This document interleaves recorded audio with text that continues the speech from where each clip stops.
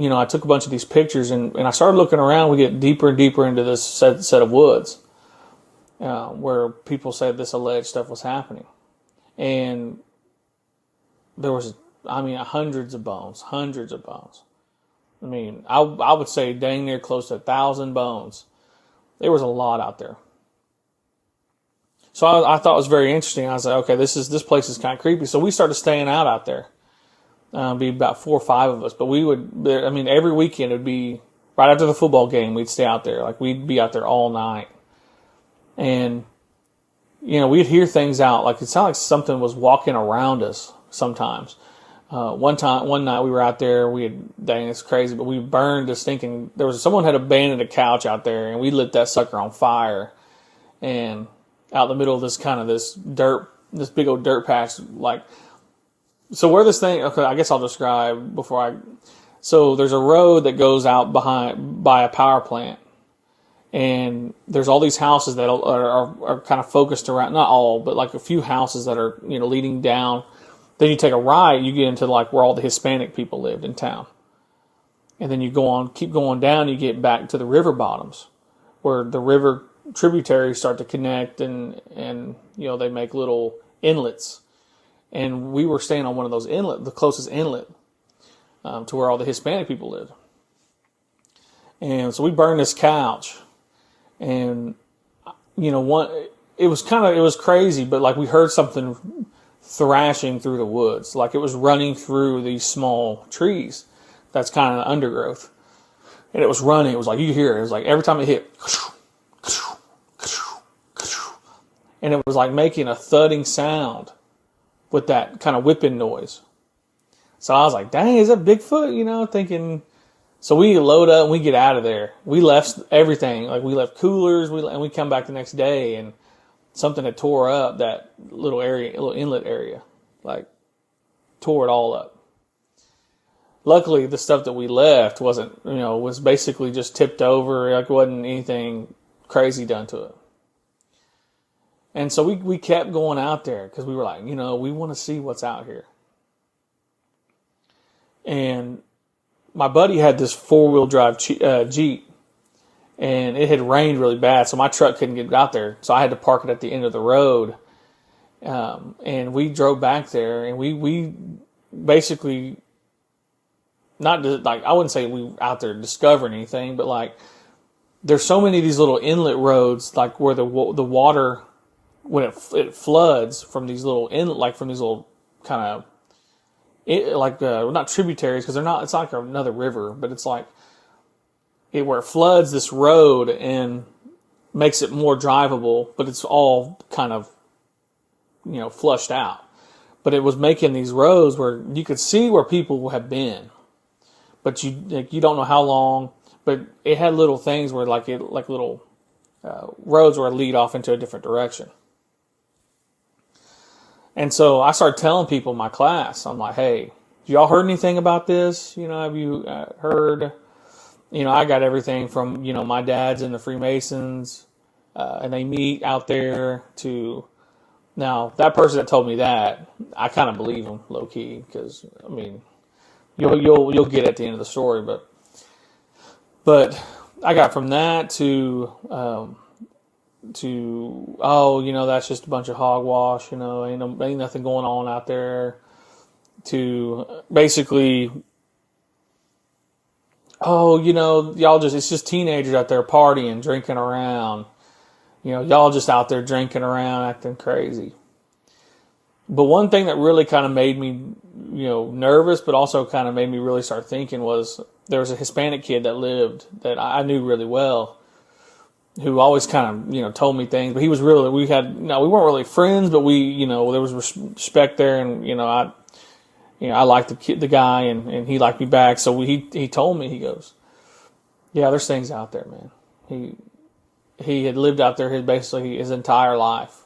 Out kind of where there's a bunch of trailers back there, and he told me, he said, man, there's some dogs that go missing all the time out there. He said, if you notice, he's like, I want you to notice and pay attention to animals. So when you guys are driving back down here every week, I want you to take note of the animals that are, outside, or if they got a dog on a chain, all this stuff. So I started noticing. I started paying attention to that. Like I said, we went out there for 20 weeks straight. Over the weekend. Sometimes we go out there in the middle of the week, but we were out there all the time. And I started noticing that, the different animals, different dogs. Like there was one house that had kind of a fence in the backyard, and you could see the dogs, because the dogs would always bark or they'd chase, and they weren't there anymore. And then there was another dog who I ended up finding later on, and it's that picture that I took. That's that dog.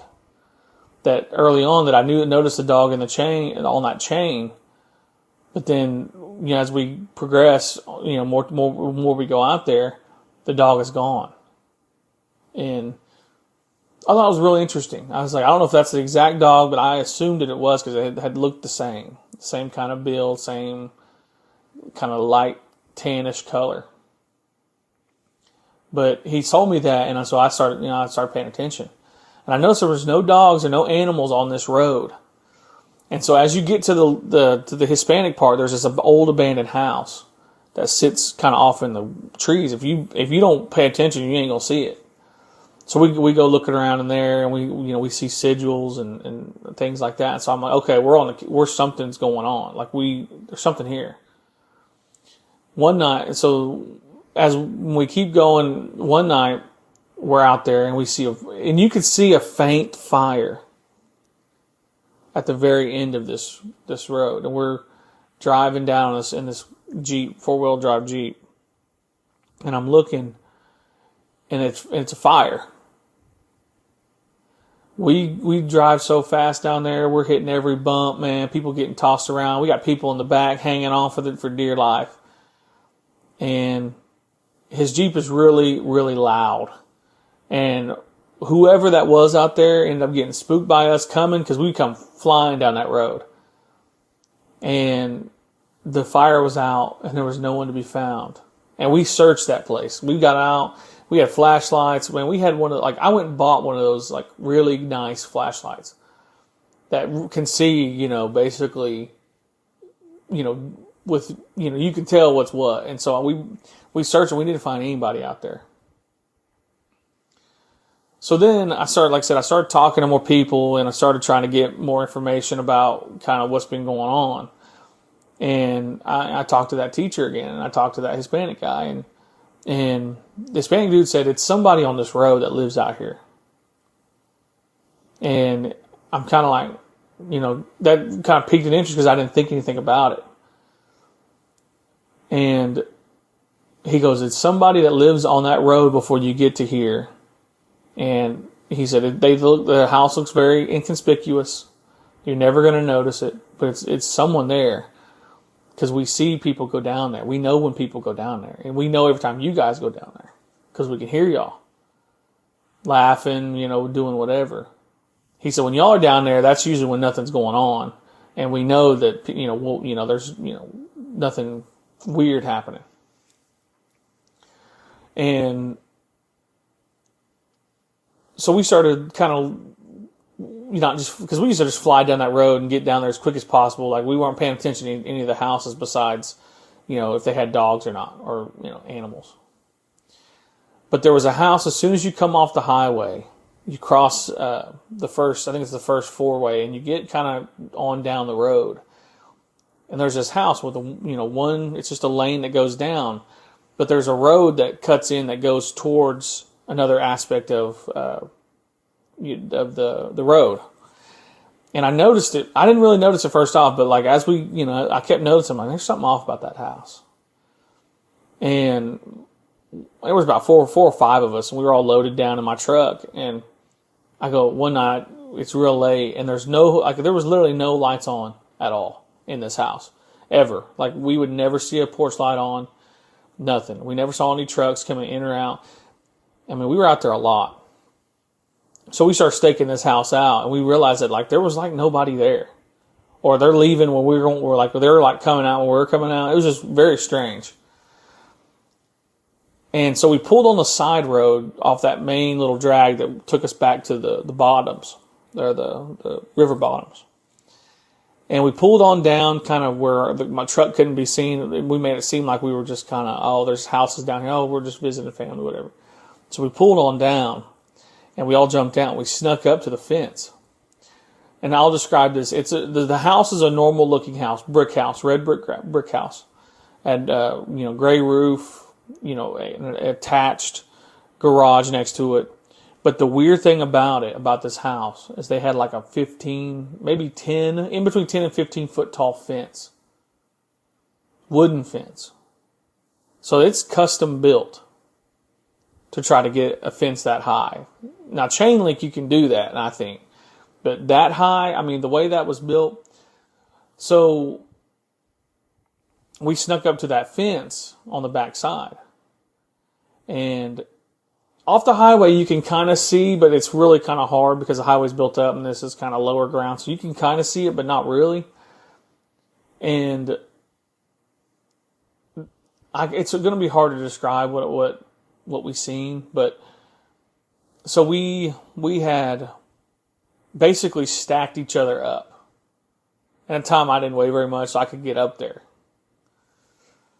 And what was told to me that I was not able to see because I had to basically lift this. There was a girl that I had to lift up.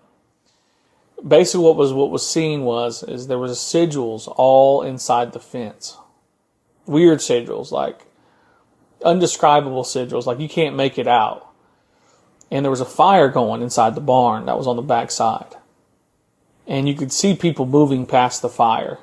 Like you could see the light change when someone passes by on the doorway of this big barn that was back there. And they said basically there was like weird sigils all over, like on the barn. It had some weird looking stuff. And one thing about that, it kind of gave me, and this is why we quit. I quit doing it, quit going out there. And I don't know if they went out there after me, but I was kind of the leader of it. So I was the one like, hey, we're going to go out here. We'll do this. One thing that kind of spooked me out is that she said it felt like we shouldn't be doing this. Like we should not be out here. And, I ended up eventually getting a quick look at it, and it's hard to describe what those sigils were. They were like circular, but they had like lines in them and very strange. It was almost like a maze, but it was like someone drew a maze and then put lines in it like, oh, these are roadblocks, type of thing. I know it was strange.